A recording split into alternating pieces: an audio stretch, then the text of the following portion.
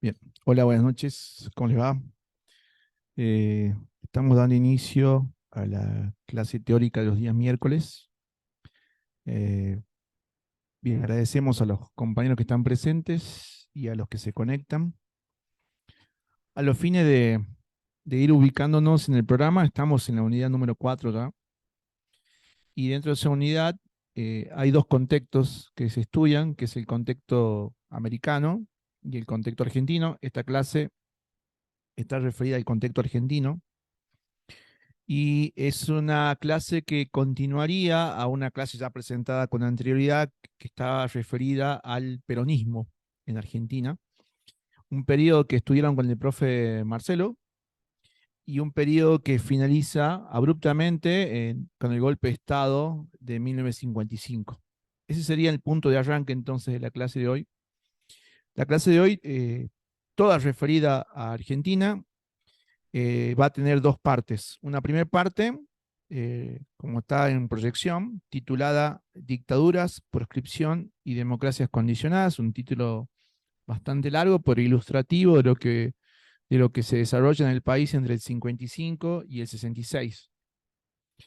Y una segunda parte de esta misma clase, a posteriori justamente de esta, es del 66 hasta 1973, en la que vamos a revisar o focalizar, mejor dicho, en la presidencia de Onganía. Pero bueno, dando inicio a esta primera parte de la clase eh, y considerando el título de la misma, a informar que todo lo que vamos a plantear en esta primera parte de la clase corresponde al texto de César Tach. César Tach es un historiador argentino, se especializa en historia política argentina, y su obra se inscribe en el capítulo, en el título, en el tomo número 9 de la Nueva Historia Argentina. Eh, Tach inicia ese capítulo en particular señalando que en términos políticos, la historia argentina que va del 55 al 66, esos 11 años, comienza con un golpe de Estado, esos 11 años comienzan con un golpe de Estado, el del 55 que pone fin a la experiencia peronista, y que finalizan en el 66 con otro golpe de Estado que le pone fin a la presidencia de Arturo Illia en el 66. Así que vamos de un golpe de Estado al otro. Y en el medio, cuando ya avancemos en el desarrollo de la clase, vamos a... ¿sí? En el 66 el golpe de Estado contra Arturo Illia. Y en el medio, un recambio presidencial que implicó también un golpe de Estado solapado, si se quiere, pero golpe de Estado al fin, que es el golpe de Estado que le pone fin a la presidencia de Arturo Frondizi en el 58. O sea que en este lapso de 11 años tenemos un golpe de Estado en el 55, comenzando el periodo, uno mediando el periodo en el 58 y un tercer golpe de Estado en el 66. Ya con sola esa enumeración de golpes de Estado en solo 11 años, estamos viendo que sin duda la vida política argentina estuvo signada por la permanente intervención de las Fuerzas Armadas. Por eso es que se titula estos 11 años que vamos a revisar como dictaduras, porque a continuación de cada golpe de Estado se inició una dictadura. Proscripciones, por una medida legal vigente a partir del 55 que va a anular, prohibir y hasta perseguir al peronismo como movimiento político. Y democracia condicionada, porque en esos 11 años hubo experiencias democráticas, como la de Frondizi, como la de Ilía, pero que sin embargo fueron democracias claramente vigiladas y permanentemente amenazadas de la intervención militar. Por eso condicionadas al poder militar muy presente y efectivo y vigente en estos años. Para estos mismos años que estamos por revisar, el autor Tach utiliza varios términos que caracterizan a estos 11 años, que justamente están en pantalla. Son años de semidemocracia, son años de parlamentarismo negro, son años de empate, son años de juego imposible. Y tanto nombre es porque, bueno, de algún modo cada uno de esos nombres refleja cierto aspecto de la realidad política argentina de aquellos años.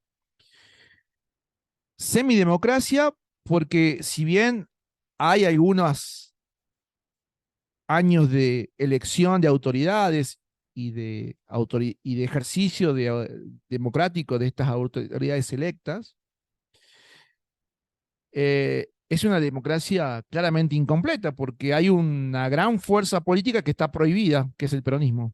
Por eso lo de semidemocracia.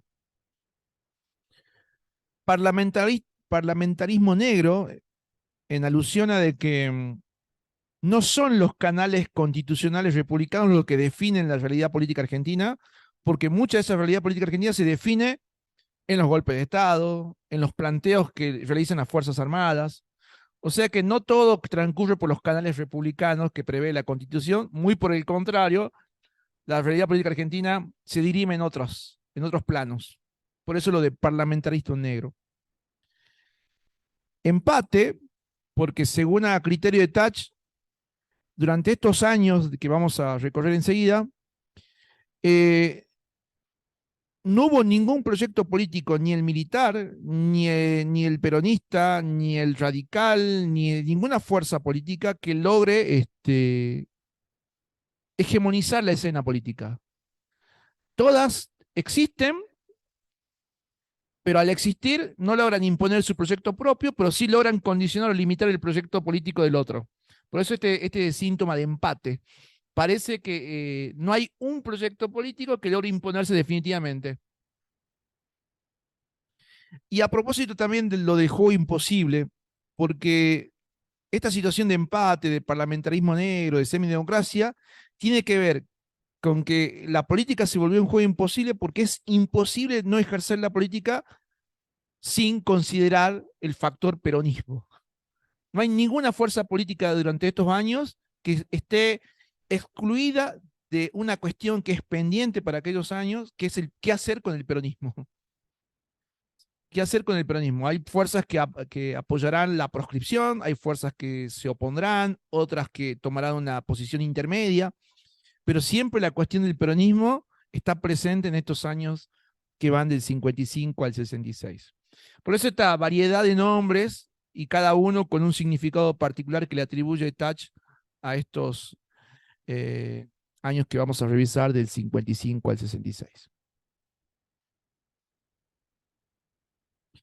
Antes de ir a lo concreto de la realidad política argentina, rápidamente revisar el contexto internacional para aquellos años. Estamos en un contexto de Guerra Fría. Ya para el 55, cuando se hace el golpe de Estado contra Perón, ya en términos internacionales, la escena internacional está vigente en la escena internacional la Guerra Fría, con las dos superpotencias enfrentadas y con las carreras armamentistas, las carreras espacial, la carrera cultural, ¿sí? Que implicaba el enfrentamiento de estas dos superpotencias. También para el 50 para la década del 50 las economías europeas empezaban a manifestar recuperación, justamente ya a 10 años de finalizada la Segunda Guerra Mundial. Signos de recuperación que en gran medida se deben no solamente a la propia regeneración económica de los países europeos, sino que esa regeneración económica ha sido asistida con caudales de dinero que Estados Unidos envía a Europa Occidental con el Plan Marshall, mientras que la Europa Oriental, bajo la órbita de la Unión Soviética, también recibe asistencia económica por parte de este país, en un conocido acuerdo económico de la Comecon, que era una liga de asistencia económica que unía a los países que estaban bajo la órbita soviética. También a nivel internacional se crea la OTAN, ¿sí? La Organización del Tratado del Atlántico Norte, que es la organización militar que lidera Estados Unidos y que integra a varios de los países de Europa Occidental. Y que, bueno, intentan con esta organización militar frenar la expansión del comunismo soviético, ¿sí? A los fines de supuestamente sostener la paz y las libertades liberales del mundo occidental. También para la década del 50 y ya en el escenario de África y de Asia, se está iniciando un proceso llamado proceso de descolonización. Este proceso de descolonización se corresponde a que varias de las potencias coloniales europeas están, eh, están de algún modo retirándose de las, o están eh, finalizando sus políticas imperialistas, lo que permite que en espacios de África y de Asia surjan movimientos independentistas que terminarán justamente dando origen a numerosos países en África y a varios en Asia. Es decir, los antiguos imperios coloniales de Inglaterra, de Francia, Bélgica en menor medida, se están fragmentando y entonces están surgiendo nuevos países independientes, pero bueno, con una independencia relativa, ¿no? Porque la, en el aspecto económico todavía hay una gran injerencia de las antiguas metrópolis imperiales. Eh, para 1959, y lo vimos en la clase pasada, la Revolución Cubana, con toda la trascendencia que tuvo esta revolución para América Latina.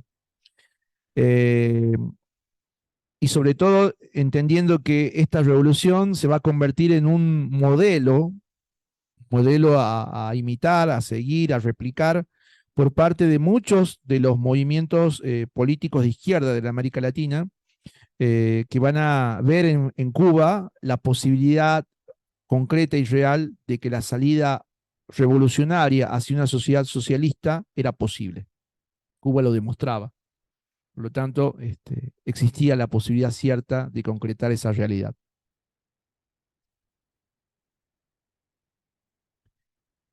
Bien, buena pregunta acá del compañero respecto de la doctrina de seguridad nacional. Sí, la doctrina de seguridad nacional se va a ir conformando durante los años 50, particularmente en América Latina, después de la Revolución Cubana. Después de la Revolución Cubana, porque la Revolución Cubana implicó la reorientación hacia el socialismo marxista-estalinista por parte del gobierno revolucionario de Cuba, y eso claramente despertó las alertas en Estados Unidos de que, bueno, la posibilidad de que la Revolución Cubana sea imitada en otras partes del patio trasero de América Latina, del patio trasero norteamericano, eran ciertas. Entonces se activan políticas como la doctrina de seguridad nacional. No a otra Cuba, no a otra Cuba, sí, esa era la consigna. Y para ello implementar todas las medidas que fuesen necesarias. Y cuando decimos todas, todas. Las más autoritarias y represivas, como también políticas económicas, ¿sí? Que ya vamos a mencionar enseguida. Bien, ese en relación al contexto internacional. Ya pasando a la Argentina y simplemente a modo de repaso, estamos visualizando en pantalla una línea de tiempo donde estamos viendo la primera presidencia de Perón y la segunda presidencia de Perón, temas que ya fueron planteados por el profe Marcelo. Pero ¿por qué lo miramos o observamos esta línea de tiempo? Porque en el 55 entonces se consuma el golpe de Estado que le pone fin a la etapa peronista. Y de ahí partimos hoy, del 55. Entre el 55 y el 66 tenemos esta sucesión de figuras políticas ejerciendo la presidencia. Tenemos en un primer momento, y con un color rojo si se quiere, las dos presidencias de facto que se suceden a partir del 55. Dos generales, general Lonardi y general Aramburu. Para el 58 hay una salida democrática de esa dictadura, la de Aramburu, que decanta en una elección democrática, pero condicionada por las circunstancias que enseguida vamos a detallar, que lleva a la elección de Frondizi. La salida de Frondizi se produce en el 62, y digo salida porque no correspondía que termine su presidencia, pero las presiones militares lo llevan a la renuncia y a la detención de Frondizi. Y allí hay un breve interregno tras la salida forzada de Frondizi, golpe de Estado, en el que asume la presidencia por unos meses Guido, José María Guido, y la asume temporariamente porque, forzada la renuncia de Frondizi, quien toma el cargo de la presidencia es el presidente de la Cámara de Senadores, que justamente era José María Guido, y por unos meses porque, para dar una salida democrática a esa situación, se convoca elecciones, y en las siguientes elecciones del año 63 es electo otro Arturo, en este caso Ilía, que asume la presidencia. Pero también es una elección democrática condicionada o sobre la cual pesaron ciertos ajustes. ¿Y cuáles son esos ajustes o condiciones para estas elecciones democráticas? Es que el peronismo estaba proscripto. Ya vamos a referirnos a la proscripción del peronismo, pero en este repaso que estamos haciendo, en esta sucesión presidencial, Frondizi, Guido como interregno e Ilía, el peronismo está proscripto. Por lo tanto, es una democracia, como decíamos hace un momento, semidemocracia. Es una semidemocracia porque hay una parte política importantísima que está proscripta, es el peronismo. Y finalmente, Ilía, en la presidencia del 63 al 66, finaliza con el golpe de Estado del 66. O sea que los dos primeros militares, dictadura militar, después gobiernos civiles, pero gobiernos civiles claramente condicionados por la injerencia de las Fuerzas Armadas. Vamos con el primer periodo entonces de eso que recién veíamos, que son estos gobiernos militares, el de Lonardi y el de Aramburu. Son gobiernos de facto, son entre el 55 y el 58, hay una dictadura militar, que en un primer momento tuvo al general Lonardi como presidente, de facto. Lonardi asume la presidencia el 16 de septiembre del 55, ¿sí? Tras la salida de Perón al exilio, asume la presidencia y va a durar en la presidencia solo 60 días, Lonardi. Su desplazamiento rápido en solo 60 días se debe a que, si bien hubo a diferencia de otros golpes de Estado anteriores, el del 55 fue un golpe de Estado que no solo implicó la acción directa de las Fuerzas Armadas para desalojar a Perón del gobierno, sino que también implicó el apoyo de gran parte del abanico político argentino de aquellos años. Hubo sectores del radicalismo que apoyaron el golpe de Estado, sectores de los partidos socialistas que apoyaron el golpe de Estado. O sea, es un golpe de Estado que reunió el apoyo, no total, pero sí de gran parte del abanico político argentino. Y Lonardi, que asume la presidencia en el 16 de septiembre, viene con un discurso político de orden nacionalista, ¿sí? Era su ideología, e intenta en esos escasos meses, en esos 60 días que gobernó, intenta generar una política nacionalista, imitando de algún modo el estilo de Perón en el gobierno, pero sin Perón en el gobierno. Es un peronismo sin Perón. Perón ya está derrocado, se ha ido al exilio, pero Lonardi ensaya un discurso nacionalista similar al de Perón, ensaya un discurso que lo acerca al sector obrero, ¿sí? que tanto apoyo había dado a Perón, intentando seducir al sector obrero, y pronuncia en uno de sus iniciales discursos una frase que justamente visualiza o se entiende en esa frase la intención de conciliar que tiene Lonardi al pronunciar en su discurso ni vencedores ni vencidos, extendiendo de algún modo la posibilidad conciliatoria para la política argentina, de que acá no hubo vencidos ni derrotados, ni tampoco hay vencedores. En todo caso, lo que se consiguió fue derrocar al tirano, al Perón, pero no con ello terminar con un movimiento obrero, nacionalista que Perón había dado inicio. Por eso la idea de un peronismo sin Perón, que Leonardi intenta llevar adelante. Pero esta idea nacionalista, conciliadora de Leonardi, rápidamente le genera adversarios políticos dentro de los mismos que habían apoyado el golpe de Estado. Y esos adversarios políticos son otra fracción de las Fuerzas Armadas que no comparten las ideas nacionalistas y conciliatorias de Leonardi y que muy por el contrario son críticos de esa posición. Es el sector más beligerante, podríamos decir que son los sectores de las Fuerzas Armadas más antiperonistas.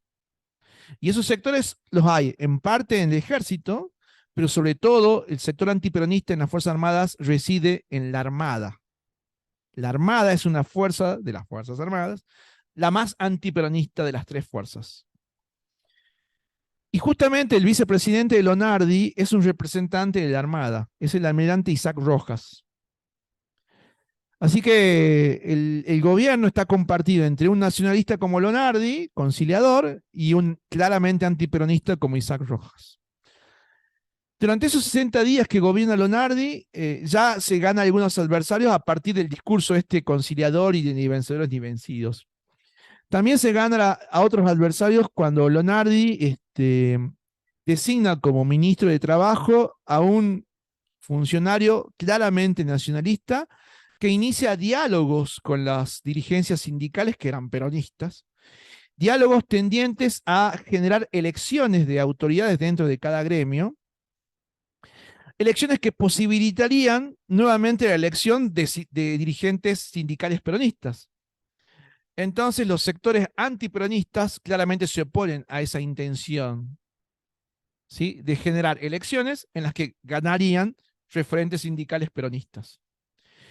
Así que esto va socavando de algún modo el apoyo que tenía Leonardi y va fortaleciendo los discursos de los sectores más beligerantes y antiperonistas que habían confluido en el derrocamiento de Perón. Al cabo de los 60 días, finalmente Leonardi es forzado a dejar el cargo de presidente de facto y asume la presidencia otro general que es Leonardi. Perdón, Aramburu. Leonardi es el que sale, lo reemplaza el general Aramburu. Y Aramburu claramente es un antiperonista. Y el discurso político de este nuevo gobierno, ahora en manos de Aramburu, y de su vicepresidente, que es Rojas, continúa, de Leonardi, ahora con Aramburu, claramente el discurso se torna más crudo en el sentido de que el discurso de este nuevo gobierno es decisivamente terminar con el peronismo, con los vestigios del peronismo. ¿Y por qué digo con los vestigios? Porque, bueno, Perón está en el exilio, pero quedó toda una estructura peronista en el país. El Partido Peronista tiene toda una estructura extendida hacia todas las provincias, tiene segundas y terceras líneas de dirigencia política. Por lo tanto, ahora Aramburu, con un claro discurso antiperonista, viene a desmantelar toda esa estructura. Por eso es que se inicia una política de desperonización de la sociedad argentina. Desperonizar la sociedad no solamente se declama, sino que efectivamente se concreta. Aramburu firma una serie de decretos por los cuales se va a iniciar la desperonización de la sociedad. Y esa desperonización de la sociedad implicaba que quedaban prohibidos. El partido peronista quedaba disuelto y prohibido. Quedaban prohibido el uso de los símbolos peronistas, escudos, marcha peronista, entonar la marcha peronista quedaba prohibida. El solo silbar la marcha peronista ya implicaba una detención, ¿sí? Queda prohibido cualquier tipo de uso de cuadros que refieran a Perón, a Eva Perón, ¿sí? Se dispone la detención de todos los dirigentes peronistas de las segundas y terceras líneas, por lo tanto hay un desmantelamiento de la estructura política del peronismo. Los sindicatos son todos intervenidos, se interviene la CGT, que hasta ese momento tenía cierto, durante Leonardi había tenido todavía cierta libertad de acción. Ahora con Aramburu directamente se interviene la CGT y todos los sindicatos. Y en esa intervención de la CGT ocurre lo que quizás estuvo hasta hace poco tiempo eh, mostrado en alguna serie, que es el rapto del cuerpo de Eva Perón, que estaba momificado en los sótanos del edificio de la CGT, con la intención claramente de desaparecerlo, tal como ocurre. Así que todo lo que sea símbolo peronista, acción peronista, representante de la estructura peronista, todo es borrado, detenidos, son recluidos. Así que claramente esto de la despersonalización de la sociedad se lleva a cabo. Al mismo tiempo se organizan comisiones de investigación durante la dictadura de Aramburu, que justamente investigan las acciones y decisiones políticas que se tomaron durante el gobierno peronista. Se inician juicios por corrupción, se inician juicios por traición a la patria contra Perón y sus funcionarios. Aunque reitero, Perón está en el exilio, pero se inician juicios. Llega a tal punto la idea de desperonizar la sociedad que ni siquiera se utiliza la palabra Perón cuando se dan noticias sobre la supuesta corrupción de Perón. Se utilizan eufemismos como el dictador, se utilizan eufemismos como el fugado, el prófugo, con tal de no mencionarlo en los medios radiofónicos, ni periodísticos, ni de la prensa escrita. O sea que a ese punto llega la idea de no nombrar ni siquiera a las figuras principales del movimiento peronista. En el exilio inicialmente de Perón, tras su salida del golpe de Estado del 55, inicia un derrotero por varios países de América Latina, primero Paraguay, República Dominicana, Panamá, y finalmente se instala ya en España. Este exilio de Perón, que comienza en el 55, va a durar 18 años. Durante 18 años Perón está fuera del país y no puede volver. Aunque lo intente, que lo va a intentar, no va a poder volver porque la amenaza que pesa sobre él es definitivamente la detención y quizás hasta su muerte. Así que, claro, obviamente va a volver, pero durante 18 años no va a poder volver porque está vigente la proscripción. Bien. Tanta proscripción, tanta desperonización de la sociedad generó, podríamos decir, lo contrario. Y lo contrario sería, se genera la resistencia peronista. La resistencia peronista se genera a partir de justamente de que la población que adhiere al peronismo va a iniciar una resistencia a estas medidas concretas que implicaba la desperonalización. Esta resistencia se realiza especialmente desde los sectores sindicales. Y esta resistencia ya no la lleva adelante en los funcionarios principales, que ni políticos ni sindicales, que en la mayoría de los casos están detenidos justamente por las medidas que toma Aramburu, sino que surgen otros liderazgos nuevos que llevan adelante la resistencia peronista, porque ante la ausencia de los principales liderazgos, por la detención, surgen nuevos liderazgos que hasta ese momento eran propios de la adhesión general del peronismo. Bueno, de ahí surgen nuevos liderazgos que llevan adelante esta resistencia peronista. La resistencia peronista se realiza principalmente en los sindicatos, aunque están prohibidos, no dejan de funcionar en cada espacio de trabajo, no dejan de funcionar los sindicatos, oficialmente están prohibidos. Pero también se manifiesta en la calle a partir de pintadas, de consignas de como Viva Perón o Perón vuelve, ¿sí? Consignas que van a ser pintadas, declamadas en las calles.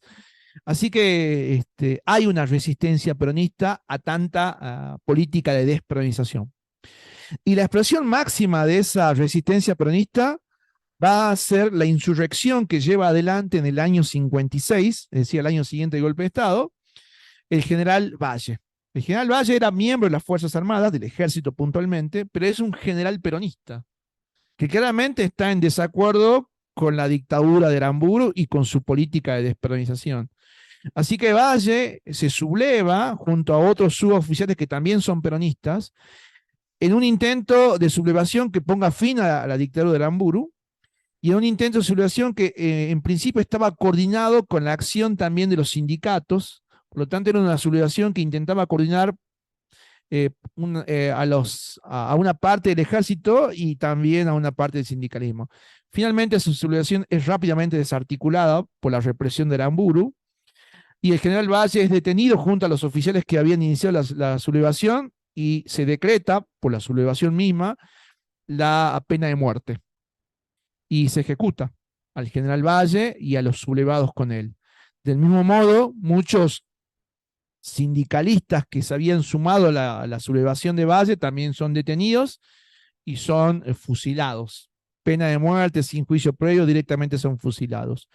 En uno de esos fusilamientos que ocurre en la localidad de José León Suárez, en los basurales de José León Suárez, se fusila inclusive a obreros que no estaban directamente implicados con la sublevación, pero que cayeron en las redadas que implicó la represión de la sublevación, fueron fusilados en los basurales de José León Suárez.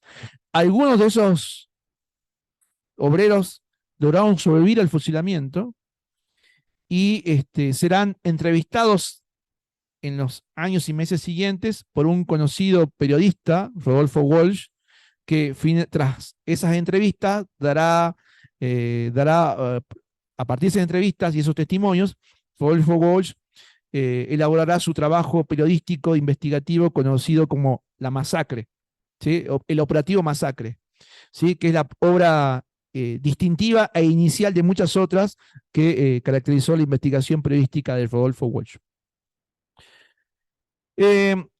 Otra manifestación de la resistencia peronista fueron las 62 organizaciones, que ante la ausencia de una CGT, porque está intervenida, de modo informal se fueron constituyendo otras organizaciones sindicales que dieron origen a las llamadas 62 organizaciones peronistas, que si bien son peronistas, también son sindicales, ¿sí? Las 62 organizaciones peronistas.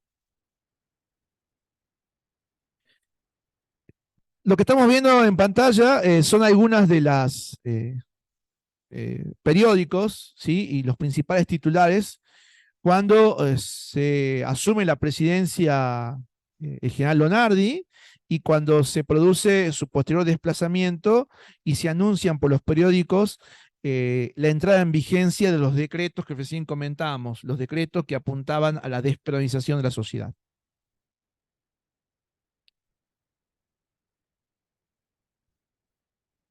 El general Lonardi lleva a cabo entonces esta política de despenalización. Perdón, el general Lamour lleva a cabo la política de despenalización. Y para 1958 se intenta dar una salida democrática a esta dictadura. Esta dictadura que se había autoproclamado como la dictadura de la libertadora, porque supuestamente venían a liberar a Argentina de la tiranía de Perón, por eso se autoproclamaban como la revolución libertadora. También fue llamada por los opositores a la dictadura como la dictadura fusiladora, justamente por la durísima represión que desataron contra esa sublevación y la persecución contra el peronismo en general. Así que según el prisma por cómo se le miraba, para algunos era la libertadora y para otros era la fusiladora. Pero esta dictadura finalmente tiene una salida democrática para 1958, pero es una democracia condicionada, porque si bien se convoca a elecciones, esas elecciones se realizan manteniéndose la proscripción del peronismo. Es decir, el Partido Peronista está prohibido, no tiene chance de participar en elecciones, no hay modo de que candidatos peronistas participen en elecciones, aunque se encontraron algunos atajos. Y esos atajos fue generar partidos nuevos, que no llevaban obviamente el nombre de Perón ni ningún símbolo peronista, pero eran partidos que, por ejemplo, se denominaban Partido Azul y Blanco, Partido Laborista, partidos populares, o sea, con otros nombres, algunos referentes del peronismo intentaban participar en elecciones, especialmente en las elecciones provinciales. No a nivel nacional, pero sí en algunas provincias, solapados bajo estas otras estructuras políticas. A nivel nacional el escenario era bastante más restringido. El peronismo estaba prohibido, por lo tanto el partido que mayores posibilidades tenía ante esa prohibición era la Unión Cívica Radical. Pero la Unión Cívica Radical llega al 58 dividida. ¿Y por qué dividida? Porque el radicalismo no estaba exento, como veníamos diciendo al principio, de la cuestión peronista. Es decir, dentro del seno del radicalismo había fracciones. Una fracción del radicalismo claramente apoyó la política de desperonización de Aramburu, un radicalismo más beligerante y antiperonista. Y había otra fracción del radicalismo que criticó las medidas de desperonización que llevó adelante Aramburu, que criticó también a la propia dictadura, en términos suaves si se quiere, pero manifestaba una oposición a las políticas de la dictadura. Ese otro radicalismo estaba referenciado en Arturo Frondizi, el radicalismo que va a tomar el nombre de la Unión Cívica Radical Intransigente, tenía como principal referente a Arturo Frondizi. Y la otra fracción del radicalismo, la más antiperonista, tenía como principal referente a Balbín, otro Arturo, Arturo Balbín, no sé muchos, varios Arturo. Balbín por un lado, Frondizi por el otro. Eran los referentes. El radicalismo de Balbín era la Unión Cívica Radical del Pueblo, mientras que el radicalismo de Frondizi era la Unión Cívica Radical Intransigente. La división entonces se debía a la posición que habían tomado cada fracción respecto del peronismo y de las políticas de desperonalización. Llegado el momento de elecciones, va el radicalismo entonces dividido y con diferentes candidatos. El radicalismo del pueblo lleva como candidato a presidente a Balbín y el radicalismo intransigente lleva como candidato a presidente a Frondizi. Ante la proximidad de las elecciones, Frondizi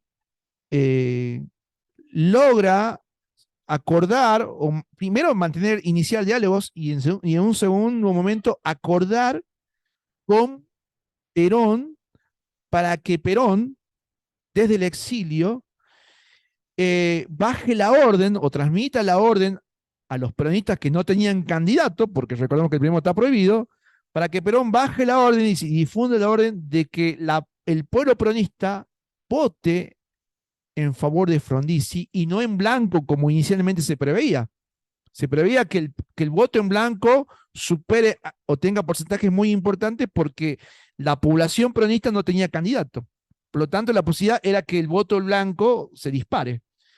Bueno, Frondizi inicia contactos con Perón y lo hace a través de su colaborador directo, que era Rogelio Frigerio, que se contacta, viaja para encontrarse con Perón, y en realidad no se encuentra con Perón, sino que se dialoga con el delegado de Perón, que era John William Cook. Así que el delegado de Perón con el delegado de Frondizi inician diálogos para que Perón le dé su apoyo a Frondizi. Y finalmente se concreta el pacto Perón-Frondizi, ante las elecciones, obviamente. Las elecciones estaban previstas para el 23 de febrero de 1958. Este pacto se logra semanas antes, pero alcanzó el tiempo para que la orden de Perón de que el pueblo peronista vote por Frondizi se divulga. De hecho, la orden en términos proselitistas era el 23, la orden es el 23 a Frondizi, esa era la consigna. El 23 a Frondizi. ¿Por qué el 23? Porque las elecciones eran el 23 de febrero del 58. Así que, llegado el momento de las elecciones, triunfa Frondizi con votos propios, pero significativamente triunfa por el voto peronista en cumplimiento con esa orden que Perón había bajado de que el pueblo peronista debía votar por Frondizi. ¿Cuáles eran los motivos de ese pacto? ¿Cómo es que Frondizi logra este acuerdo con Perón mediante sus respectivos delegados? Bueno, acá Ted Touch pone el foco en explicar los motivos del acuerdo. Dice Touch, a través del acuerdo, Perón conseguía que su figura, la propia figura de Perón, esté presente en la campaña proselitista que se desarrollaba para las elecciones 58. O sea, que su figura, su nombre esté presente. Obviamente no presente en términos electorales, porque no se lo podía votar, pero sí presente en la discusión política. Ya eso era un punto a favor de Perón, como parte del acuerdo. Otro punto del acuerdo era que Frondizi se comprometía, si ganaba las elecciones, se comprometía a levantar la proscripción del peronismo. ¿Se entiende? Y acá Tach hace la siguiente observación. Perón sabía que eso le significaría a Frondizi rápidamente que otra vez las Fuerzas Armadas lo aprieten, ¿sí? Lo corran, lo saquen del poder, porque inicialmente el golpe de Estado se había para sacar al peronismo. Así que Perón sabía que el acuerdo de levantar la proscripción era casi imposible de cumplir. Y entonces, ¿por qué lo hace? ¿Por qué Perón acuerda algo que sabe que no se va a cumplir? Porque Perón, así lo explica el autor, entiende que si bien la proscripción es algo difícil que se levante, pero sí era necesario que para que triunfe Frondizi, el peronismo lo vote. Eso significaba que había un cúmulo de votos flotantes que eran del peronismo. Si bien la proscripción no se iba a levantar, o era muy difícil que se levante, pero Perón demostraba con eso que había un cúmulo de votos que solo votaban a Perón, o si no, votaban en función de lo que Perón dijese. Así que, en principio, parece no haber ventajas para Perón, pero hilando más fino, dice Tach, sí hay algunas ventajas en este acuerdo previo a las elecciones que firman, ¿sí? El delegado de Frondizi y el delegado de Perón. Finalmente, las elecciones, como dijimos, se realizan y gana Frondizi las elecciones. Una vez en la presidencia, como estamos viendo en imagen, a Arturo Frondizi, lo que hace Arturo Frondizi es llevar adelante una política en términos económicos que se va a denominar desarrollista. Con Frondizi se lleva adelante una política económica denominada desarrollismo.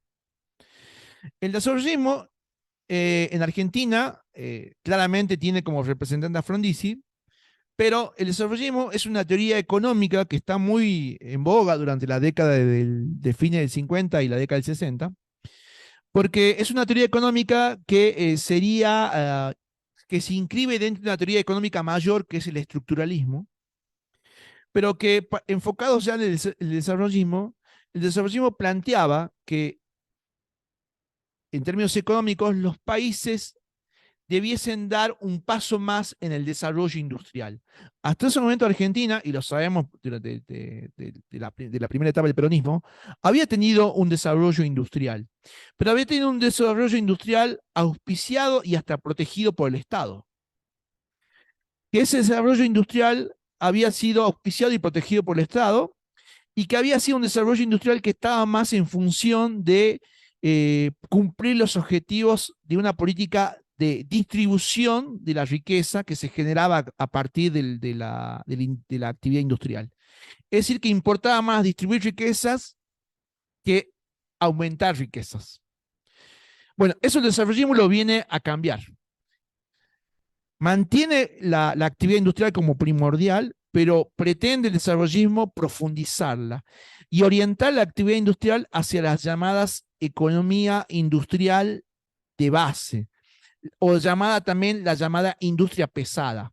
Es decir, desarrollar una industria vinculada a generar el abastecimiento propio en relación a la producción de petróleo, en relación a la producción de hierro y en relación a la producción de aluminio, también de cemento. ¿Por qué asegurar esta producción y el autoabastecimiento? Porque a criterio del desarrollismo, esas eran las ramas industriales claves de cualquier proceso industrial. Era clave tener asegurado el autoabastecimiento de petróleo, de hierro, de aluminio, de cemento. Era clave a criterio del desarrollismo. Pero acá se genera una cuestión problemática, que para que ese desarrollo industrial en estas producciones claves sea posible, se necesitaba la llegada de capitales extranjeros. Porque el desarrollo industrial pesado de petróleo, de aluminio, de hierro, de cemento, implicaba una renovación tecnológica que los capitales nacionales no alcanzaban a financiar. Por lo tanto, con los capitales nacionales no alcanza. Habría que abrir la economía a la llegada de capitales extranjeros. Así que Frondizi, en su política desarrollista, habilita la llegada de capitales extranjeros. Ya Perón en su segunda presidencia había intentado abrir la llegada de capitales extranjeros. Bueno, ahora se profundiza aún más porque la idea es desarrollar estos rubros de la economía. Em, con esta política desarrollista, Frondizi inclusive se contradice a él mismo, en el sentido de que antes de la propia presidencia de Frondizi, el mismo Frondizi había escrito un libro, Política y Petróleo, donde él decía que no era necesario para el desarrollo del petróleo y la autoproducción de petróleo, el autoabastecimiento, la llegada de capitales extranjeros. Y ahora que es presidente, admite la llegada de capitales. O sea que hay una contradicción en el propio Frondizi, pero bueno, ahora que está en la presidencia, opta por habilitar o abrir la llegada de capitales extranjeros. El tema es que la llegada de capitales extranjeros, si bien en principio son necesarios para dar financiamiento al desarrollismo,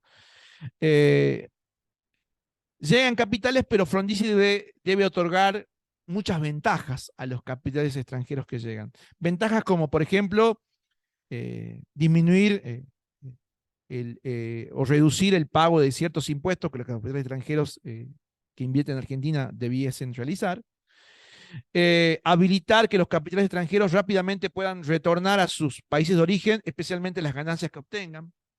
Era una suerte de otorgar muchas facilidades para que los capitales extranjeros inviertan en el país.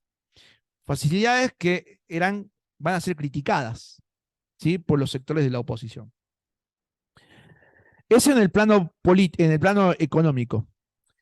En el plano político, Frondizi no puede levantar la proscripción a la que se había comprometido con Perón, porque durante las elecciones intermedias, durante la presidencia de Frondizi, elecciones intermedias me refiero a elecciones provinciales, elecciones a diputados, Frondizi intentó levantar la proscripción, permitiendo que el peronismo participe, pero rápidamente los militares le presentaron los llamados planteos.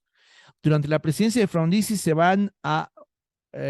los militares van a presentar, las Fuerzas Armadas le van a presentar a Frondizi numerosos planteos.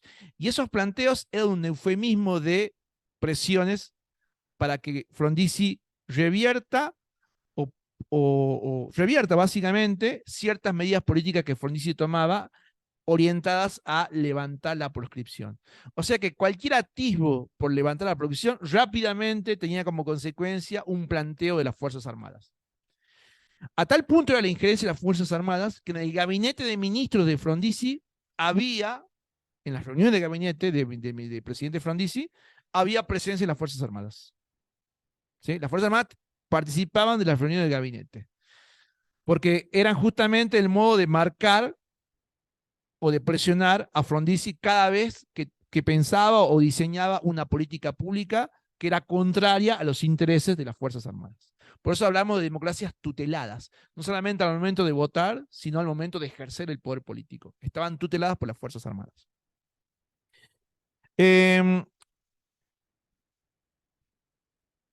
Frondizi también lleva adelante, a partir de uno de sus ministros de Economía, supo tener primero un ministro de Economía, pero rápidamente hay un recambio en el Ministerio de Economía y asume el ejercicio del Ministerio de Economía Álvaro Alzogaray.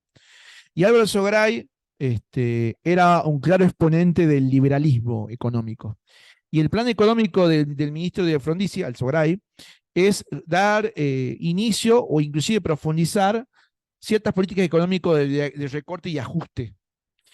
Que Frondizi se ve forzado a aplicar porque Alzogaray cuenta con el apoyo de las Fuerzas Armadas. Las Fuerzas Armadas sostienen y le proponen como ministro de Economía a Alzogaray, por lo tanto, Alzogaray tiene el apoyo de las Fuerzas Armadas. Frondizi aplica algunas de las medidas que lleva adelante el ministro de Economía Alzogaray. Para ese momento, Argentina ya se había adherido al Fondo Monetario Internacional.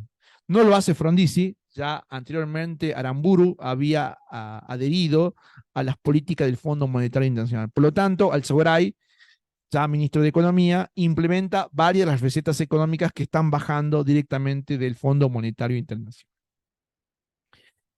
Estas medidas económicas de ajuste que implementa Alzogaray reactivan las resistencias, tanto sindicales como también las resistencias de la sociedad en general a las medidas económicas del Alzogaray. A tal punto las medidas económicas de Alzogaray son de ajuste que se inician huelgas en algunos casos que van a convertirse en muy importantes. Particularmente hay una muy icónica para estos años, que es la huelga en los frigoríficos Lisandro de la Torre, en la zona de Mataderos, en la ciudad de Buenos Aires. Era uno de los frigoríficos más importantes y era un frigorífico estatal. Recuerdan que dijimos hace un par de clases atrás que en la década del 30 se habían creado las juntas reguladoras, y entre ellas la Junta Reguladora de Carne. Bueno, la Junta Reguladora de Carne tenía como parte de su estructura el manejo del frigorífico Lisandro de la Torre. Era un frigorífico que era del Estado, y era importante su funcionamiento, no solamente por la producción del frigorífico, sino que porque además de producir, el Estado, a través del frigorífico, podía determinar el precio de la carne. Era un jugador más en el mercado, el Estado, con otros frigoríficos privados, pero era un jugador fundamental porque era uno de los frigoríficos más importantes. Por lo tanto, el Estado podía determinar el precio de la carne. Bueno, con Alzogaray como ministro de Economía se pretende privatizar el frigorífico Lisandro de la Torre. Ahí se inicia una resistencia de los propios obreros del frigorífico que toman el frigorífico. Tomado el frigorífico, se va a ordenar el desalojo y la represión para el desalojo. Finalmente el frigorífico es desalojado por la fuerza, irrumpen las fuerzas federales, la Policía Federal, desaloja el frigorífico y finalmente el frigorífico se privatiza. Pero esto significó visualizar algo que hasta ese momento no había tenido mucha relevancia, que era la huelga permanente y la toma de fábricas que hacían sectores obreros. Esto despertó las alertas en las Fuerzas Armadas. La alerta de que a través de la toma de fábricas y de los obreros activos en huelga, se pueden infiltrar a través de esas organizaciones las ideas marxistas, leninistas, que recordemos, alejándonos un poco de la realidad argentina, estábamos en plena Guerra Fría y para 1959 triunfó la Revolución Cubana. Por lo tanto, las Fuerzas Armadas están alertas a las posibles injerencias de ideologías marxistas que se produzcan justamente a través de los movimientos obreros. Es por eso que de las Fuerzas Armadas se cree necesario y finalmente se aprueba la creación o la aprobación del Plan Conintes. El Plan Conintes es un plan cuyas iniciales significan Plan de Conmoción Interna del Estado. Y era un plan que permitía que las Fuerzas Armadas tuviesen injerencia cada vez que lo consideren necesario, a criterio de las Fuerzas Armadas, para evitar cualquier movimiento de protesta estudiantil, sindical, sospechado de filtración de ideas marxistas y comunistas. Y le agregaron a esas sospechas sobre ideas comunistas y marxistas que sean organizaciones peronistas. Recordamos que el peronismo está proscripto.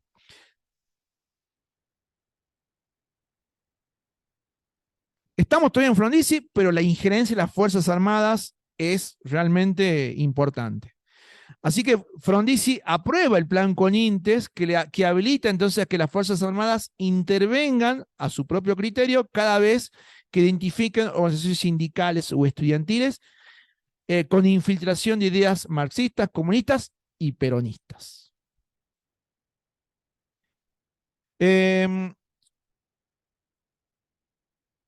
Justamente las Fuerzas Armadas presionan para que Frondizi rompa relaciones con Cuba una vez que en Cuba triunfa la revolución cubana y el gobierno de la isla toma esta orientación marxista-leninista. Las Fuerzas Armadas presionan para que Frondizi rompa relaciones con Cuba. En un principio Frondizi no rompe relaciones, intenta resistir a la presión de las Fuerzas Armadas. A tal punto, Frondizi no rompe relaciones, sino que además se encuentra en secreto con el Che. Quizá para ese momento es un referente de la revolución cubana.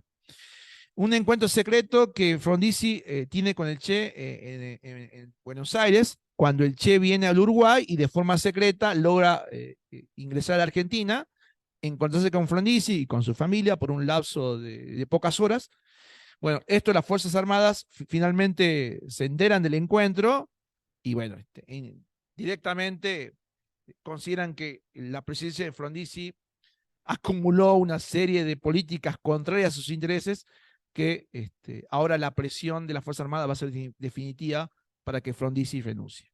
Y finalmente renuncia Frondizi, se ve forzado a renunciar en 1962. O sea, durante la presidencia de Frondizi se acumularon algunas medidas que Frondizi toma en pos de levantar la proscripción, que finalmente no puede lograrlo, medidas políticas como intentar mantener lazos con Cuba, aunque las Fuerzas Armadas apuestan para romper esos lazos diplomáticos. Se suma la intención del encuentro que tuvo Frondizi con el Che. Así que para las Fuerzas Armadas el proyecto político de Frondizi está concluido, porque no responde plenamente a los intereses que tenían las Fuerzas Armadas. Forzado a renunciar, Frondizi es detenido en la isla Martín García y asume la presidencia entonces José María Guido, que para ese momento era el presidente de la Cámara de Senadores. Bueno, esto que estamos proyectando son algunos puntos que hemos comentado sobre la política económica de Frondizi. Para repasar un poquito esta cuestión. El desarrollismo que Frondizi llevó a cabo durante su presidencia, decíamos que respondían a una política económica, a una idea política económica llamada estructuralismo, del cual el desarrollismo era parte.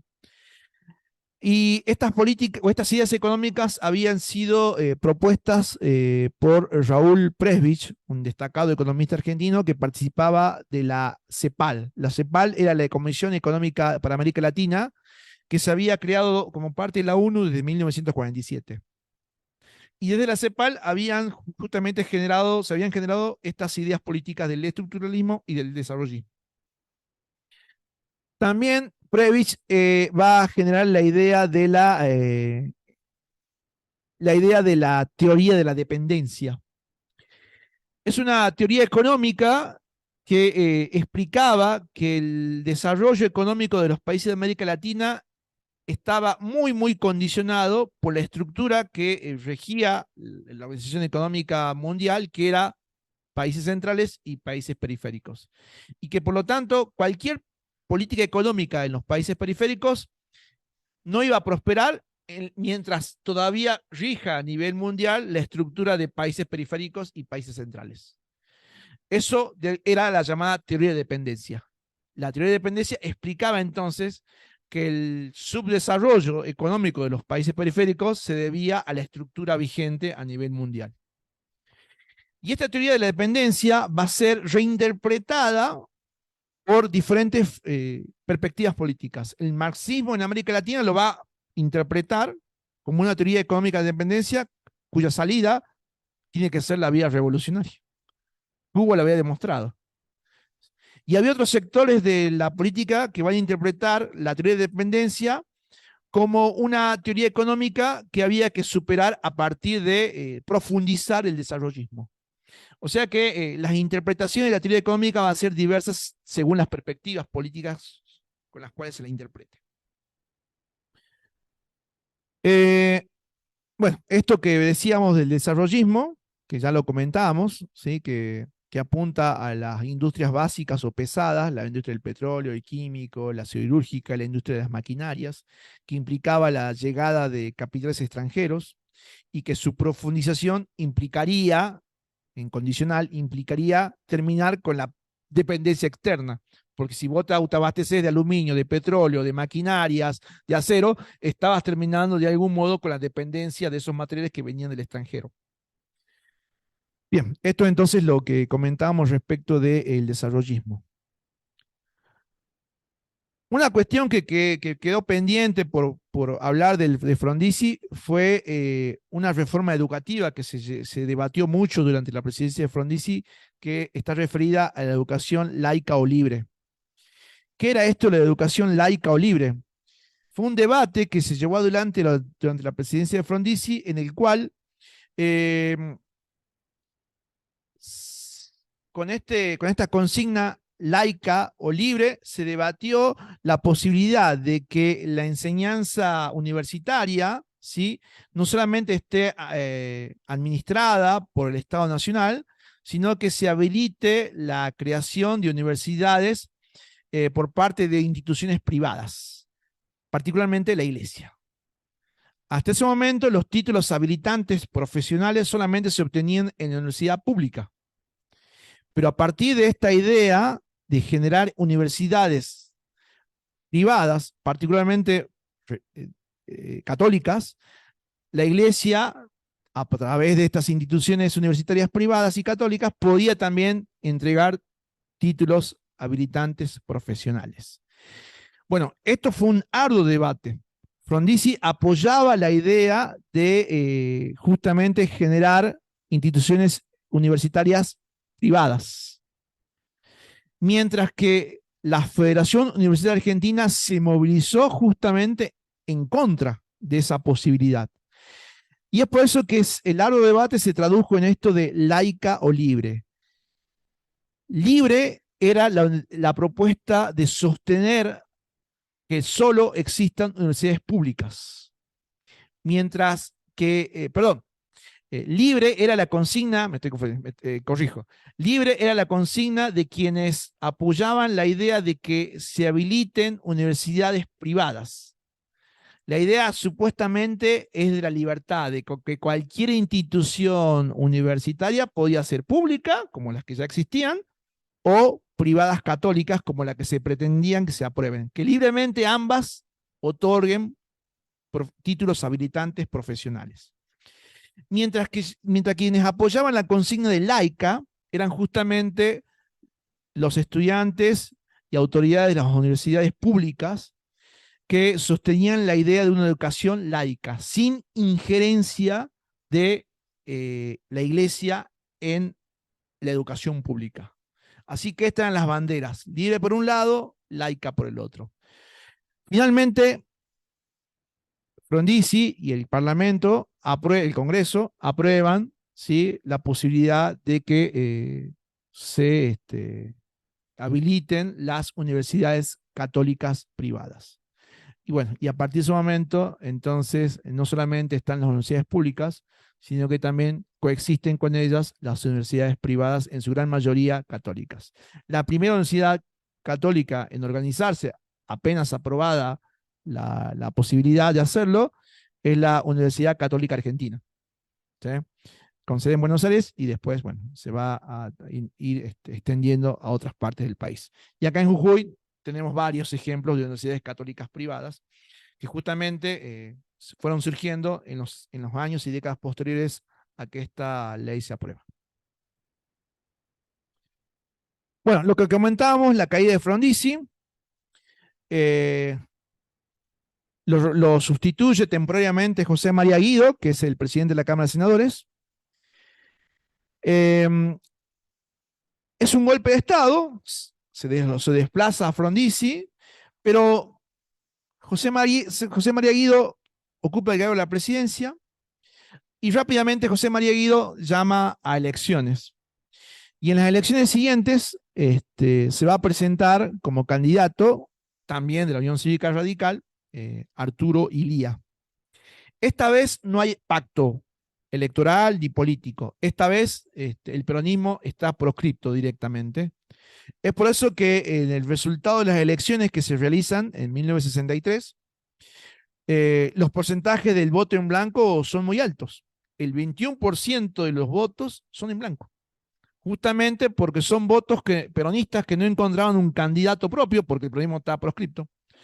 Gana las elecciones Arturo Illia con un porcentaje muy bajo de los votos, con el 26% de los votos. Arturo Illia gana las elecciones entonces. Pero la cuestión del peronismo no solo divide a la Unión Cívica Radical, como ya lo habías visto anteriormente, sino que también la cuestión del peronismo había provocado divisiones hacia el interior del ejército, de las Fuerzas Armadas. A tal punto que dentro de las Fuerzas Armadas podían identificarse dos sectores, el de los azules y el de los colorados. El sector azul de las Fuerzas Armadas eran los legalistas, los que abogaban por un pronto retorno a la democracia y en lo posible sin proscripción del peronismo. Mientras que los colorados eran claramente antiperonistas. A tal punto llegó la diferenciación entre azules y colorados que se produjeron enfrentamientos armados entre azules y colorados dentro de las Fuerzas Armadas. En más de una ocasión se enfrentaron azules y colorados en sediciones militares de uno y de otro bando. Así que no solamente fue una diferencia de ideas, sino que muchas veces se enfrentaron regimientos que respondían a generales azules con regimientos que respondían a generales colorados. Ese fue el grado de tensión que había en las Fuerzas Armadas y también en las fuerzas políticas, ejemplo, el radicalismo.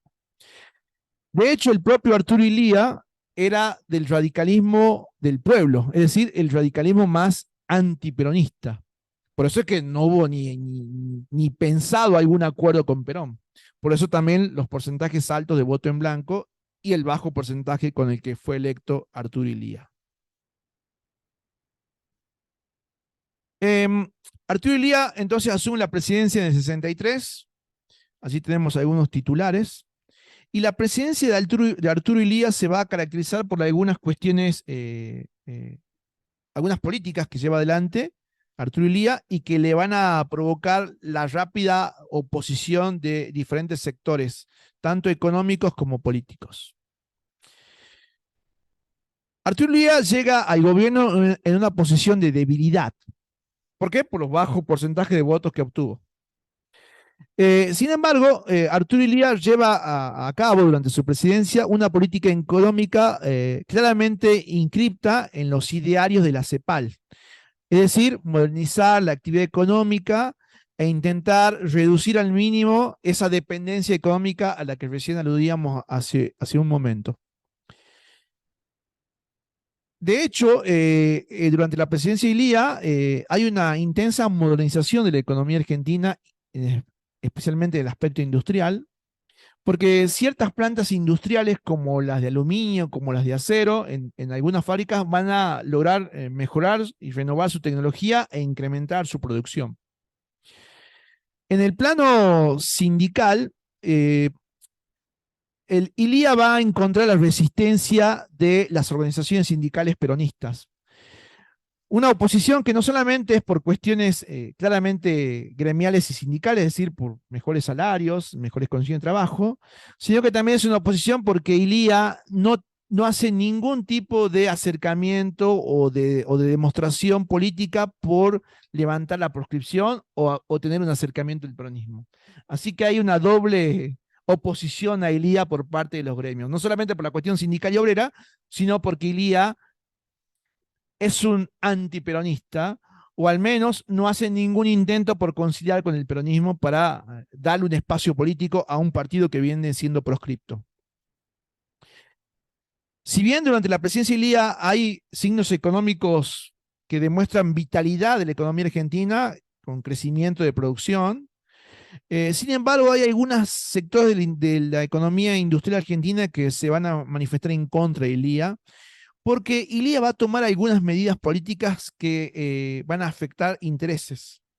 Una de esas medidas, por ejemplo, es decretar el congelamiento de precios de los alimentos, que si bien es una política que favorece o intenta favorecer a los sectores sociales más amplios, determina que los sectores productores de alimentos, los industriales de la alimentación, no estén de acuerdo con el congelamiento de precios. Bueno, porque implicaba justamente marcarles el precio y los porcentajes de ganancia. Así que el sector industrial alimenticio se coloca en contra. Otro sector que va a generar oposición a Illia va a ser el sector petrolero. ¿Por qué? Porque Illia va a suspender, o por lo menos va a decretar la anulación de los contratos petroleros que se habían firmado durante la presidencia de Frondizi. Los suspende y los anula, porque Illia dice hay que revisarlos. Entiende Illia que Frondizi había entregado demasiadas concesiones a los inversores de capitales extranjeros. Por lo tanto, él dice, no, o anulamos los contratos o los revisamos. Y esto genera oposición por parte de las empresas petroleras. Es cierto que está YPF, que es una empresa estatal, pero también hay otras empresas petroleras extranjeras. ¿Sí? Shell, ESO, son empresas extranjeras que tienen actividad en el país. Bueno, esas empresas se colocan en contra entonces de esta disposición que toma ILIA de anular los contratos o de revisarlos. Otro sector de la economía que se va a colocar en contra de ILIA es el sector de la industria farmacéutica, porque ILIA toma la disposición de hacer público los vademecums farmacéuticos. Esto significaba que la producción de ciertos medicamentos que eran exclusivos de ciertos laboratorios ahora ya no lo serían. Y los medicamentos podrían ser producidos por cualquier laboratorio, inclusive por laboratorios nacionales. Entonces, los laboratorios extranjeros van a perder la exclusividad de la producción de ciertos medicamentos que eran de consumo masivo. Bueno, claramente afectaba a los intereses que les aseguraban ganancias por producir de forma exclusiva ciertos medicamentos.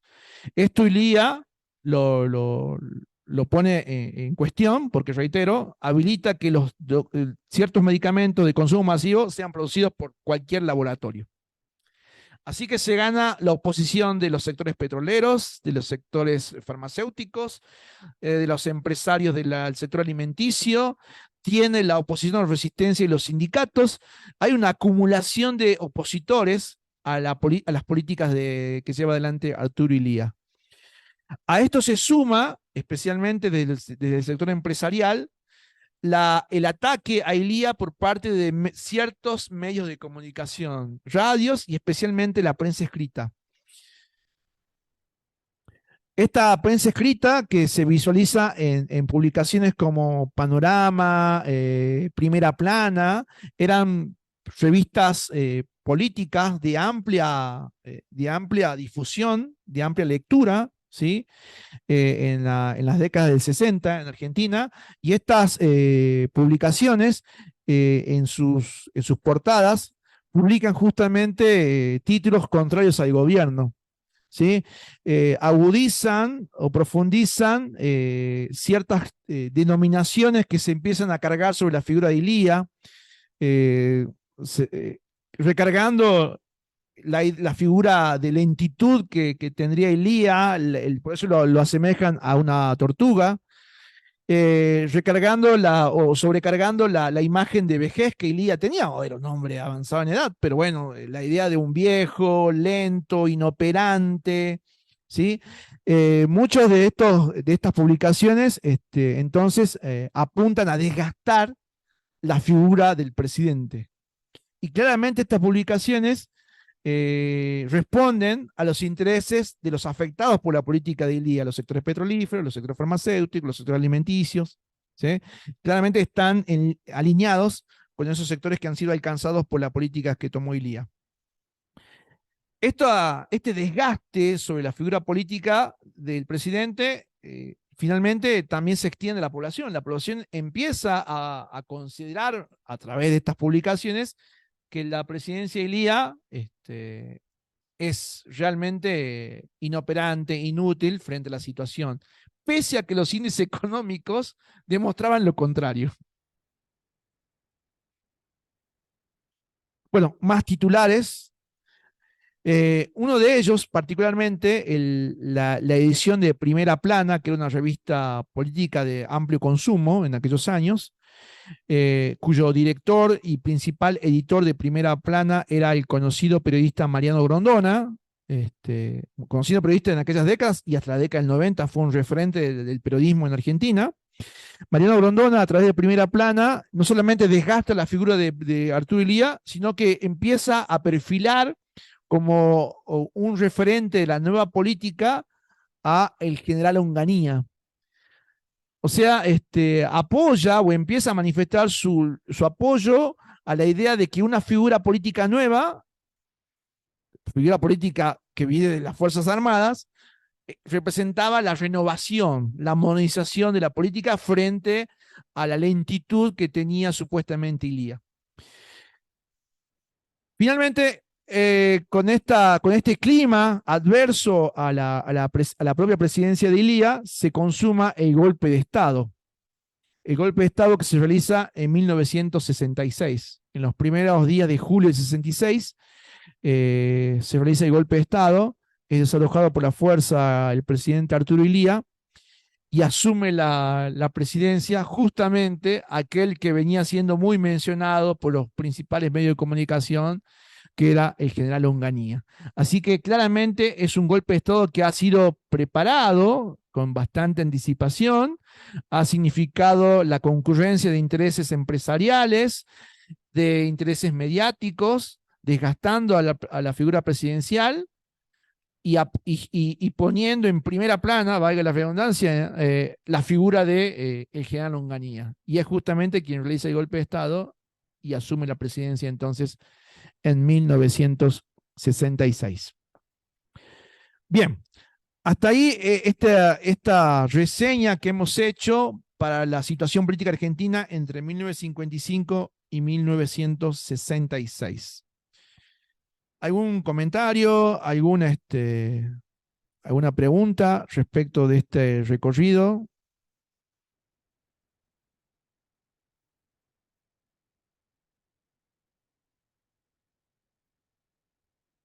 Bueno, cuando gusten, entonces podemos escuchar sus preguntas.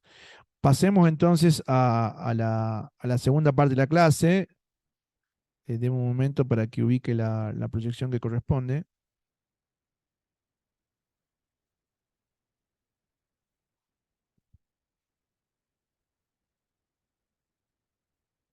Bien, consumado el golpe de Estado contra Elía, asume la presidencia el general Onganía. El general Onganía, cuando asume la presidencia de facto, obviamente está dando inicio a una dictadura. Pero sabemos que cada dictadura se autoproclama un nombre intentando legitimarse. No se va a llamar dictadura, aunque lo eran, digo. Pero bueno, en esta ocasión, Onganía autoproclama a su gobierno como la Revolución Argentina. ¿Sí? Y ese va a ser el nombre entonces que se autoasigna esta dictadura que está comenzando en el 66.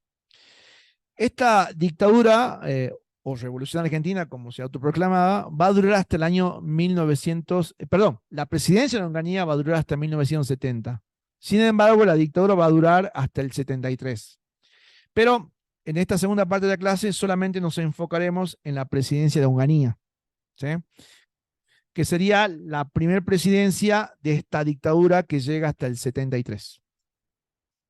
Ah, bien, bien. Acá el compañero nos va a permitir compartir en pantalla la siguiente proyección. Bien.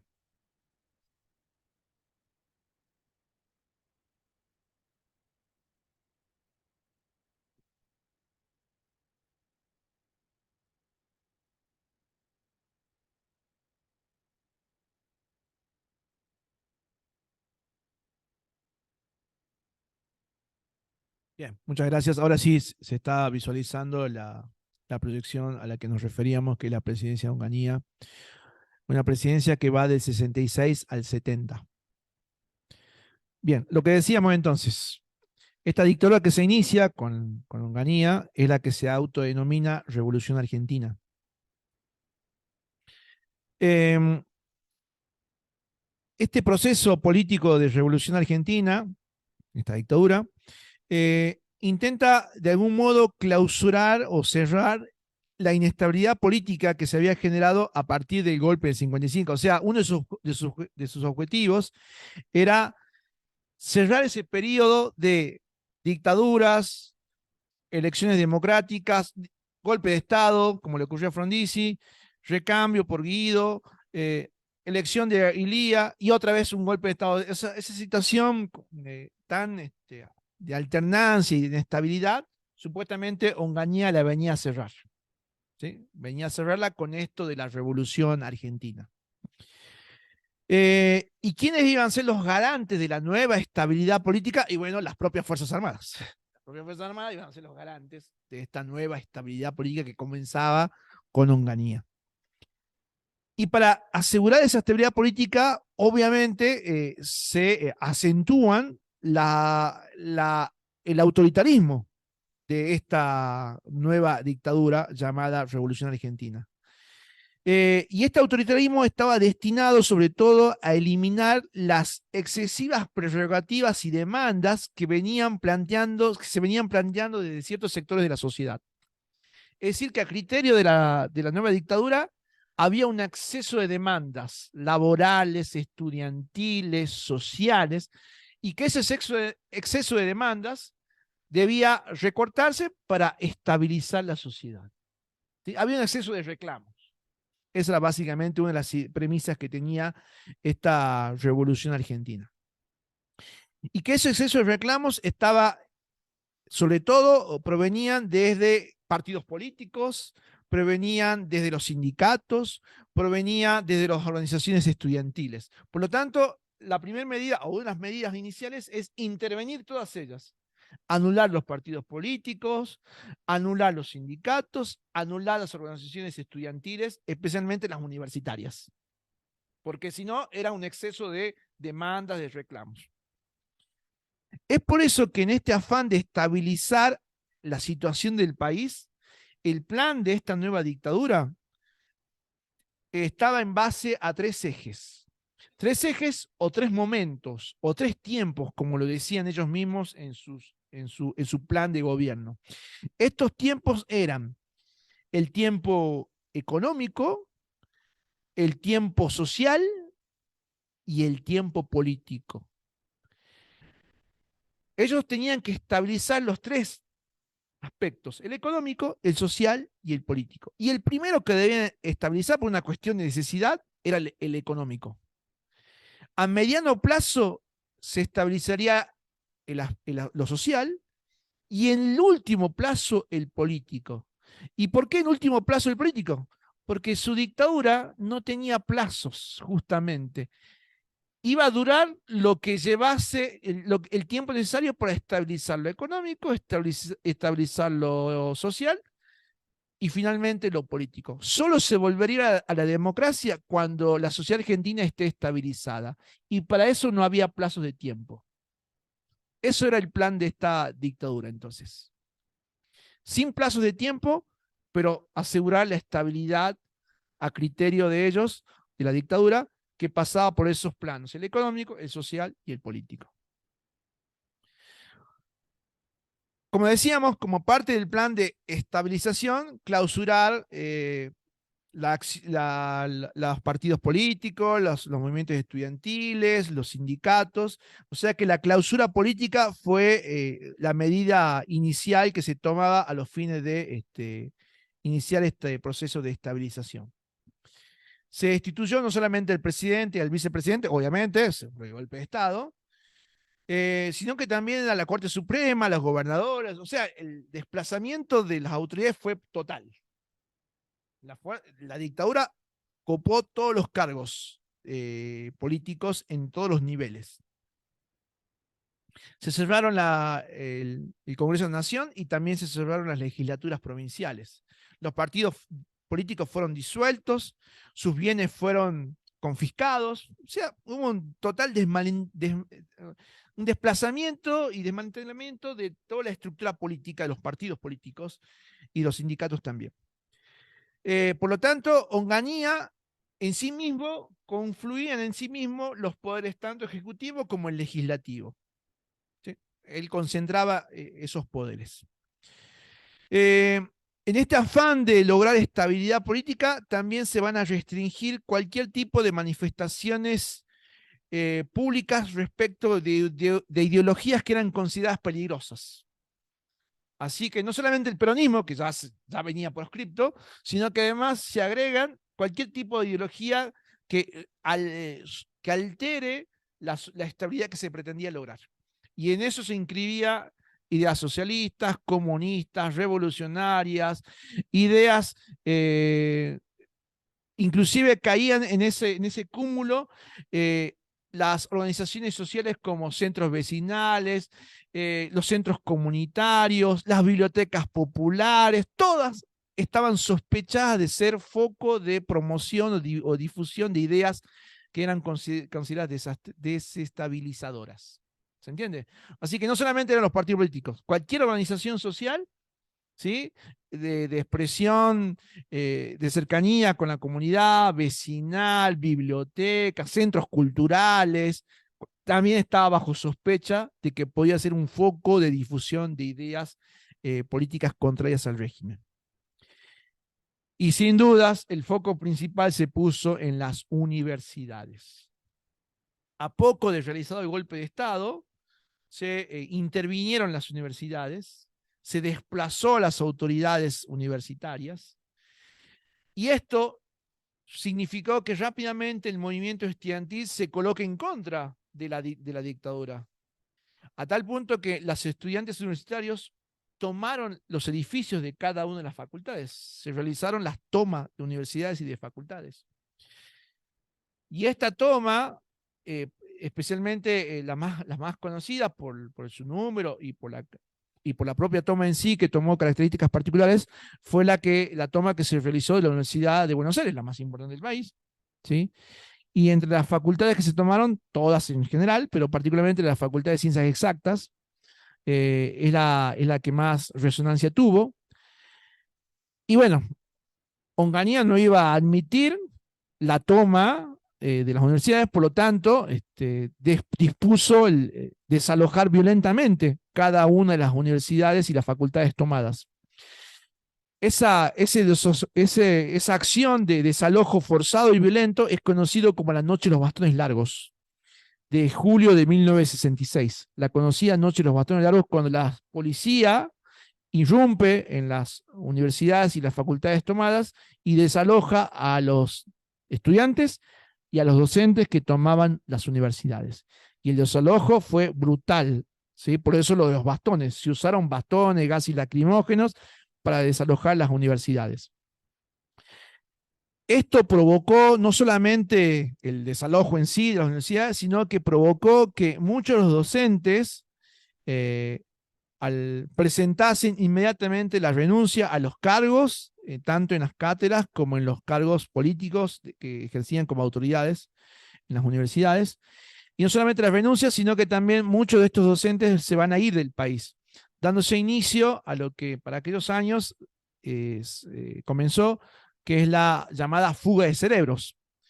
Porque no solamente se fueron los docentes, sino que muchos de estos docentes eran, además de docentes, eran investigadores y coordinaban grupos de investigación en las diferentes universidades y facultades del país.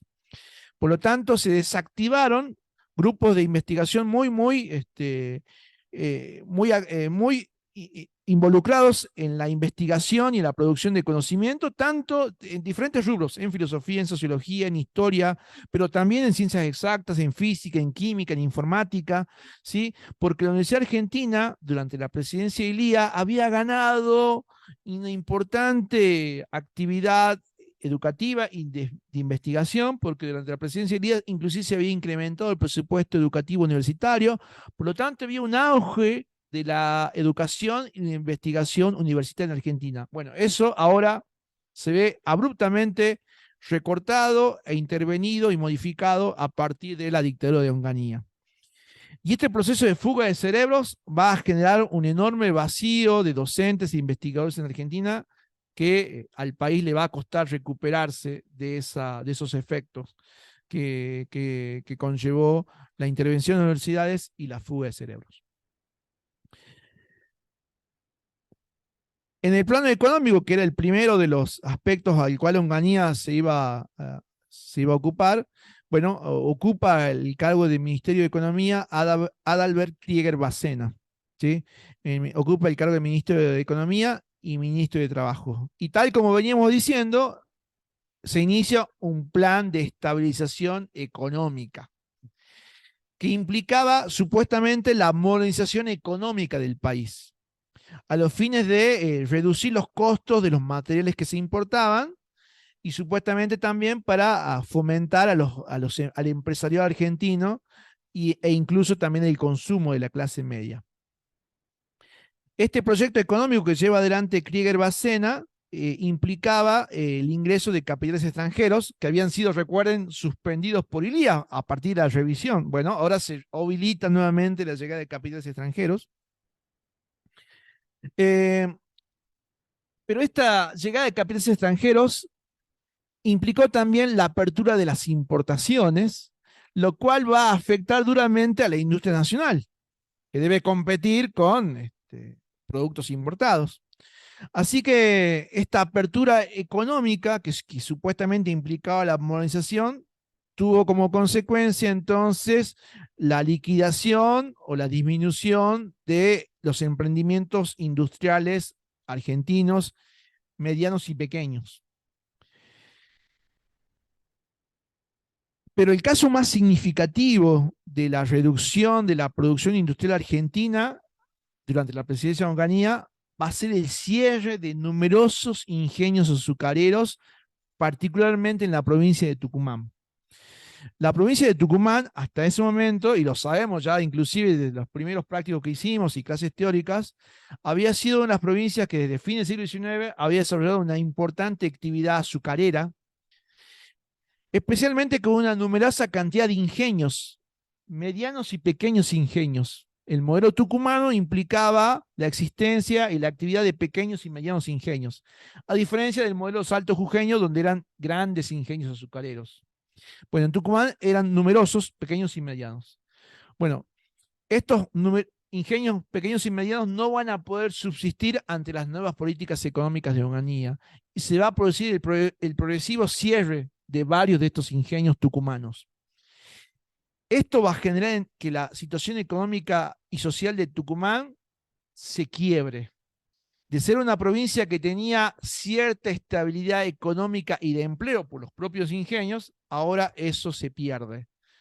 El cierre de ingenios produce un enorme desempleo en la provincia de Tucumán y se agudizan los índices de pobreza, desempleo y todos los efectos sociales que tuvo este cierre masivo de ingenios. A tal punto que la población tucumana va a tener que desplazarse hacia otras partes del país buscando justamente mejores oportunidades. Hay un masivo desplazamiento de la población tucumana hacia otros puntos del país. Bueno, pues ya para ir cerrando, porque los tiempos nos apuran acá también, en el plano sindical es importante destacar que el sindicalismo argentino se va a dividir durante la presidencia de Onganía en un sindicalismo más conciliador y dialoguista con la dictadura y otro sindicalismo más opositor y beligerante contra las políticas de la dictadura. Esta división del sindicalismo va a generar que la propia CGT se fracture en la llamada CGT los argentinos y la propia CGT, la propia CGT y la CGT los argentinos. La CGT oficial, si se quiere, queda bajo la dirigencia de Bandor. Augusto Bandor era el líder sindical más importante de la CGT oficialista y la dialoguista y negociadora con la dictadura de Onganía.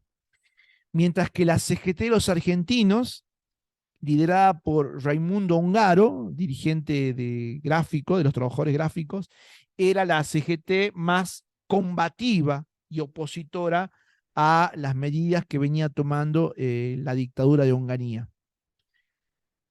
Augusto Bandor es un líder de los sindical que no solamente es el dialoguista, sino que además es el líder sindical que representa a la burocracia sindical, ese sindicalismo que está más pendiente de negociar con el gobierno que de oponerse al gobierno. Es aquel sindicalismo que, en el caso de Bandor, que intenta recrear un peronismo sin Perón, siendo Bandor el sucesor de Perón. Por eso es que la figura de Bandor generó también mucha oposición por quienes veían en Bandor a un líder sindical, no solamente negociador y conciliador con la dictadura, sino que además un líder sindical que quería o que tenía pretensiones de reemplazar a Perón. Perón está en el exilio, recordemos. Por lo tanto, hay algunos referentes del sindicalismo peronista que se animan a, a considerarse a sí mismos como los continuadores de Perón, pensando que Perón no puede volver al país. Por lo tanto, Bandor se autopostula como el que continuador de Perón ante un Perón que no puede volver al país. Por el otro lado, el sindicalismo más combativo de los argentinos, representado en Raimundo Ongaro, es un sindicalismo que apuesta a la lucha, a la lucha sindical y a la huelga y a la movilización de los obreros para frenar los proyectos de la dictadura.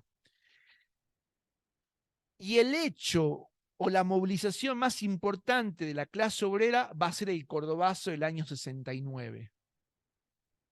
En el año 69, en Córdoba, y hay un práctico específico para esta cuestión, ¿sí? Se va a desarrollar el movimiento, el movimiento que sin dudas fue el más importante en la década del 60. En Córdoba, la movilización obrera va a ser obrera, pero también va a ser estudiantil. Justamente en Córdoba, con la cantidad de universidades y de estudiantes universitarios que hay en Córdoba, que llegan a Córdoba desde otras provincias. Así que la movilización del Cordobazo va a ser obrera y estudiantil. Esa movilización se realiza el 29 de mayo de 1969 y es una fecha que tiene un significado previo. ¿Por qué significado previo? Porque cada 29 de mayo es el Día del Ejército. Y ese mismo día se desata en Córdoba esta movilización de amplia resonancia obrera y estudiantil. Onganía, anoticiado del Cordobazo, claramente entiende que es una manifestación en su contra y a su poder en el Día del Ejército, con la resonancia que tenía la fecha. Así que la reacción del gobierno de Onganía es, como venía siendo, la represión durísima sobre la movilización del Cordobazo.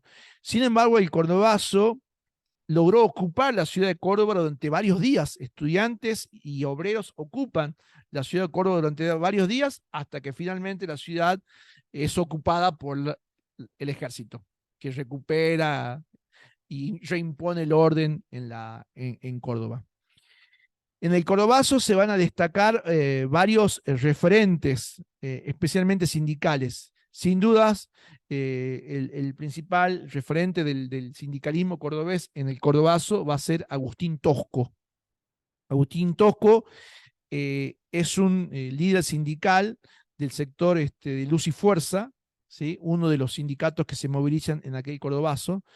Pero no es solamente Agustín Tosco, sino que hay varios referentes sindicales de las automotrices cordobesas, que justamente allí tienen sede en Córdoba varias de las fábricas de automóviles, automotrices, ¿sí? Y de allí también se van a generar importantes columnas de obreros que se movilizan en aquel Cordobazo del 29 de mayo del 69. El Cordobazo de algún modo demostraba que había una resistencia de obreros, de estudiantes, pese a estos planes de largo plazo y autoritarios que Onganía había marcado desde que había tomado el poder. Sin embargo, el Cordobazo, que pretendía ponerle fin a la dictadura y a los planes económicos, no lo logra. También significó para otros sectores que con solo la movilización obrera y estudiantil era necesaria, pero no era lo suficientemente para terminar con la dictadura. Es decir, era una condición necesaria, pero no era suficiente para ponerle fin a la dictadura. Por lo tanto, muchos sectores políticos y estudiantiles y juveniles van a empezar a considerar que si con un cordobazo no alcanzaba, quizás había que empezar a considerar otras acciones para ponerle fin a la dictadura y a los planes económicos, sociales y políticos que tenía. Y esos otros planes alternativos podía ser la lucha armada. Tomar las armas para justamente ponerle fin a la dictadura. Así que tras el Cordobazo se van a empezar a organizar diferentes fuerzas y organizaciones estudiantiles, obreras, que van a ver en la lucha armada una posibilidad cierta. Y una de las primeras fuerzas que se organizan son las Fuerzas Armadas Peronistas, FAP. Se organizan un año antes del Cordobazo. Pero después del Cordobazo van a surgir otras. Por ejemplo, va a surgir el ERP, el Ejército Revolucionario del Pueblo. Van a surgir las Fuerzas Armadas de Liberación. En el año 70, un año después del Cordobazo, va a surgir el grupo Montoneros. Estos grupos armados son algunos de ideología marxista, otros son guevaristas, porque tienen al Che como modelo de lucha armada, y hay otros grupos armados que son de vertiente peronista, como es el caso de Montoneros y FAP.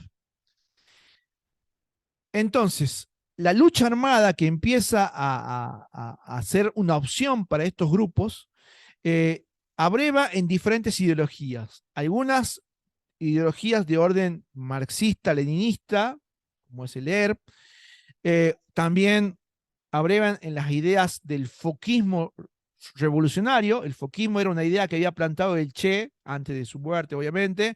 Recordemos que el Che muere en Bolivia en el 67. Por lo tanto, 2 años después es el Cordobazo, y ahí nomás se están organizando estos grupos. La figura del Che pasa a ser un modelo de esa lucha armada. Y el Che había planteado la idea del foquismo. ¿Qué significaba el foquismo?